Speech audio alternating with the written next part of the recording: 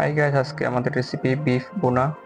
আমরা বিফ নিয়ে নিচ্ছি, আদার পেস্ট, রসুনের পেস্ট, হলুদের গুঁড়া, মরিচের গুঁড়া, ধনিয়ার গুঁড়া, লবণ, সরিষার তেল,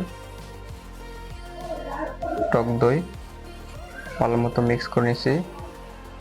একটা পাতিল তেল নিয়ে নিছি, গরম মশলা, পেঁয়াজটাকে একটু ব্রাউন করে নেব। ব্রাউন হয়ে গেছে, আমরা এখন বিফ দিয়ে দিছি, ভালো মতো মিক্স করে কষা নিছি আমরা।